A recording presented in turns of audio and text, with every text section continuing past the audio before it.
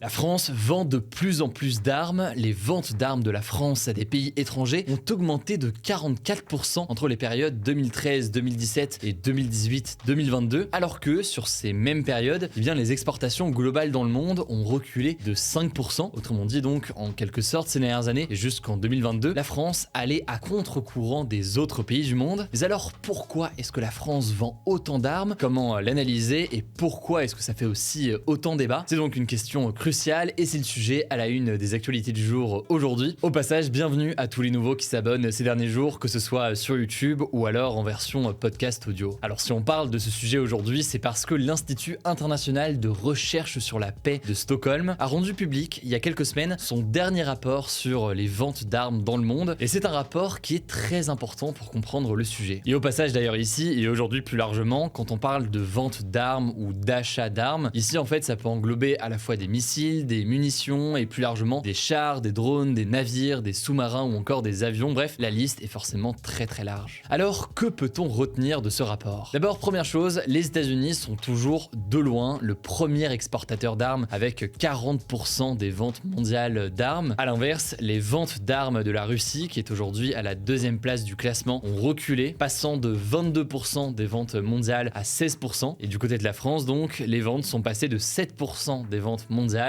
à 11% aujourd'hui. La France est donc aujourd'hui à la troisième place des pays qui vendent le plus d'armes dans le monde, mais le rapport note que la France devrait même encore augmenter sa part de marché pour les prochaines années et pourrait même finir à la seconde place dans quelques années, remplaçant ainsi donc la Russie. Mais alors, comment expliquer une place aussi importante de la France sur ce marché-là? Déjà, il faut comprendre que la guerre en Ukraine a changé beaucoup de choses. Déjà parce que en très peu de temps, l'Ukraine est devenue le troisième pays importateur d'armes au monde, et ça entraîne forcément des exportations importantes des pays européens ou encore des Américains. Il faut aussi voir que la guerre en Ukraine, elle a eu un impact sur les exportations d'armes par la Russie. En effet, avec la pression des pays occidentaux et des sanctions plus largement contre la Russie, la Russie a plus de mal à vendre ses armes et donc sa part dans le marché mondial a baissé. Alors plus précisément concernant la France désormais, il faut bien comprendre qu'aujourd'hui l'industrie militaire française, elle est vue comme particulièrement développée. Alors c'est pas le cas forcément dans tous les domaines. Sur la question des drones par exemple, il y a d'autres pays qui ont émergé ces dernières années. On peut parler par exemple de la place de la Turquie. Mais si on parle par exemple de la question des avions de combat, les Rafales par exemple, qui sont développés par l'entreprise française Dassault, ils sont reconnus et donc ils se vendent beaucoup ces dernières années. Et d'ailleurs, il y a beaucoup d'exemples. En 2016 par exemple, Dassault en a vendu 36 à l'Inde. L'Inde étant d'ailleurs au passage, toute arme confondue, le principal client de la France aujourd'hui. Mais plus largement, en 2022 par exemple, la France a vendu 80 Rafales aux Émirats Arabes Unis, 6 à la Grèce, 6 à l'Indonésie, et tout ça, ça rapporte forcément plusieurs milliards d'euros. Bref, la France dispose donc d'une industrie militaire qui est reconnue et donc qui se vend, mais ce n'est pas tout, il faut aussi noter que c'est une réelle volonté qui est affichée par la France aujourd'hui. En effet, ces dernières années, la France a assez ouvertement affiché sa volonté politique de développer ses ventes d'armes, et ce donc dans pas mal de pays du monde. C'est donc un choix géopolitique et économique par des ministres des Affaires étrangères ou encore les derniers présidents de la République. Et l'un des arguments qui est avancé par les gouvernements successifs, c'est la volonté de créer des liens à travers ces accords commerciaux et militaires. Il y a donc un enjeu d'influence avec ces ventes. Certains parlent de diplomatie économique, mais au-delà de l'enjeu diplomatique, il y a aussi un enjeu économique qui est très souvent mis en avant. Il faut savoir que le secteur de l'armement en France représenterait près de 200 000 emplois dans le pays.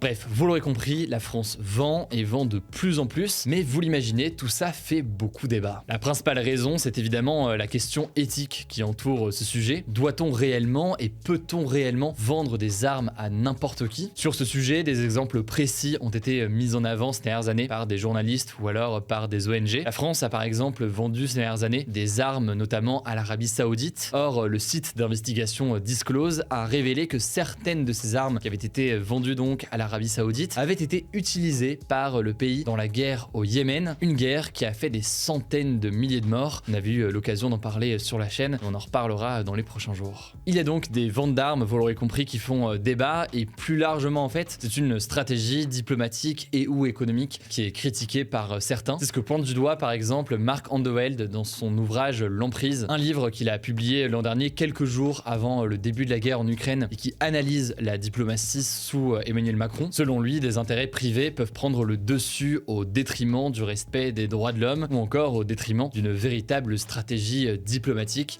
pour la France dans le monde. Bref, c'est un sujet qui est complexe, mais ça me semblait intéressant d'en parler aujourd'hui et de faire comprendre les différents éléments de ce débat-là. Comme d'habitude, pour des sujets complexes comme celui-ci, je vous mets des liens directement en description si vous voulez en savoir plus. N'hésitez pas à me dire aussi dans les commentaires ce que vous pensez de ce genre de sujet. On tente des sujets différents ces derniers jours, pas mal de sujets diplomatiques, mais aussi des sujets éco, société ou autres. Dites-moi ce que vous en pensez dans les commentaires sur YouTube. Je suis toujours preneur de vos retours pour qu'on continue à améliorer ce format-là. Et je laisse la parole tout de suite exceptionnellement à Laurie, qui est elle aussi journaliste au sein de l'équipe, pour le reste des actualités en bref. Je reviens juste après. Merci Hugo, salut à tous. On commence avec la première actu en politique. Les députés écologistes ont proposé une loi pour interdire les vols en jet privé au départ et à destination ou à l'intérieur de la France, alors que la France est justement le pays européen qui a enregistré le plus grand nombre de vols en jet privé en 2022. Alors le texte a été présenté jeudi soir à l'Assemblée qui a finalement voté contre. Bon, ce n'était pas si surprenant puisque les députés de la majorité présidentielle avaient par exemple déjà fait savoir qu'ils étaient opposés à cette mesure. Lors du vote, ils ont été rejoints par les députés du Rassemblement national et certains des Républicains qui ont également voté contre, affirmant que ce texte aurait notamment des conséquences graves sur l'économie. Le député écologiste Julien Bayou, à l'initiative de la proposition de loi, regrette, je cite, une faute lourde dans l'action pour le climat. Deuxième actu, un ouvrier de 22 ans est mort ce jeudi sur le chantier du Grand Paris Express, un projet pour agrandir le réseau de transport public parisien. Le jeune homme travaillait plus précisément sur le chantier d'une des nouvelles lignes de métro quand un bloc de béton lui est tombé dessus. Il a été dégagé par une grue, mais malgré les premiers secours apportés par les pompiers, il est décédé sur les lieux. C'est la 5e personne à mourir d'un accident sur ce chantier depuis 2020. Troisième actu, on voulait vous tenir au courant de la situation des 4 manifestants qui ont été blessés à Sainte-Soline dans des affrontements avec les forces de l'ordre. Concernant les 2 manifestants qui étaient dans le coma, l'un des 2 est sorti du coma la semaine dernière, le deuxième en revanche se trouve toujours entre la vie et la mort. 2 autres manifestants blessés au pied pour l'un et au visage pour l'autre sont encore sous surveillance à l'hôpital. Les 4 blessés ont porté plainte, donc 4 enquêtes ont été ouvertes. Par ailleurs, 16 maires de communes autour de Sainte-Soline ont signé une lettre ouverte ce jeudi pour dénoncer les violences entre manifestants et forces de l'ordre autour du projet des méga-bassines. Ils dénoncent, je cite, l'invasion de leur village, la dégradation des biens des particuliers et des infrastructures, et l'angoisse dans laquelle se trouvent certains habitants. Quatrième actu, le parquet national antiterroriste demande que 14 personnes soient jugées après l'assassinat du professeur d'histoire-géographie Samuel Paty. Il avait été décapité le 16 octobre 2020 par un islamiste radicalisé, ce qui avait provoqué une vive émotion en France à ce moment-là. Le parquet demande donc que 2 amis de l'assaillant soient jugés pour complicité d'assassinat terroriste et que 6 adultes et 6 collégiens soient aussi jugés pour des délits. Cinquième actu, l'armée israélienne a mené jeudi soir des frappes aériennes sur le nord du Liban et sur la bande de Gaza. Ces frappes interviennent dans un contexte de regain de tension entre les 2 pays. Quelques heures plus tôt, le Liban tirait une trentaine de roquettes vers Israël en réponse à la violente intrusion de la police israélienne dans la mosquée Al-Aqsa à Jérusalem survenue ce mardi. L'ONU a appelé, je cite, tous les acteurs à la plus grande retenue pour éviter une escalade. On vous en reparlera la semaine prochaine. Sixième actu, une violente tempête de glace a touché l'est du Canada jeudi soir et a fait au moins 2 morts, des blessés et des dégâts matériels importants. Alors plus précisément, la tempête a touché les provinces de l'Ontario et du Québec, qui sont les plus peuplées du Canada, et particulièrement la ville de Montréal. En quelques heures, entre 3 et 4 cm de verglas sont tombés sur toute la ville. Ça a provoqué la chute de milliers d'arbres et endommagé des maisons, des routes et des lignes électriques, provoquant de grosses coupures de courant. Et donc ce vendredi matin, près d'1 million de Canadiens étaient toujours privés d'électricité alors que les températures sont proches de 0 degré. Du coup, de nombreux centres ont été ouverts pour accueillir les habitants alors que le courant pourrait prendre quelques jours à être rétabli pour tout le monde. Septième actu rapidement, les candidats inscrits sur Parcoursup, la plateforme d'orientation post-bac, avaient jusqu'à jeudi 23h59 pour finaliser leur dossier et valider leurs vœux. Maintenant, c'est au tour des établissements d'enseignement supérieur d'étudier les dossiers et de choisir ceux qui sélectionneront ou non. La première phase d'admission commencera le 1er juin et durera jusqu'au 13 juillet. Il y a ensuite une phase d'admission complémentaire pour ceux qui n'ont pas été acceptés dans leurs établissements. Huitième actu, la NASA, donc la plus grande agence spatiale au monde, a publié la première image d'Uranus prise par le télescope spatial James Webb, le plus puissant jamais construit. En fait, sur cette photo, le télescope a pu capturer 11 des 13 anneaux de glace de la planète. Et ce qui a le plus étonné les scientifiques, c'est que le télescope a même photographié 2 des anneaux les plus difficiles à observer. En plus de cette photo, le télescope a aussi capturé plusieurs des 27 lunes connues d'Uranus. D'autres études d'Uranus sont en cours, et James Webb devrait permettre de nous en apprendre plus sur cette mystérieuse planète dans les prochaines années. Dernière info, ça s'est passé aux États-Unis, une petite fille de 5 ans a acheté près de 4000 € de jouets et de vêtements sur Amazon. Sa mère s'en est rendue compte grâce au message qui confirmait l'envoi d'une partie des colis. Elle pensait au début qu'il s'agissait d'un piratage, mais elle s'est finalement rendue compte qu'il s'agissait de commandes réalisées par sa fille. Qui lui a mis la puce à l'oreille, c'est la liste d'achats puisqu'il y avait entre autres plusieurs mini-motos, une Jeep pour enfants et 10 paires de bottes de cowgirl. La mère a donc pris la situation avec humour et a heureusement directement puis retourner l'ensemble des achats. Merci beaucoup Laurie. Alors pas de débat aujourd'hui, du coup je vous invite à nous suivre directement sur Instagram, je ne sais pas encore le cas. Le nom du compte c'est Hugo Décrypte, on poste pas mal de résumés d'actualité au quotidien. Je rappelle que ce format d'actu du jour est aussi disponible en version podcast, du coup là aussi n'hésitez pas. Prenez soin de vous, prenez soin de nos proches, et puis je vous dis du coup à demain, ce sera les bonnes nouvelles de la semaine directement sur cette chaîne.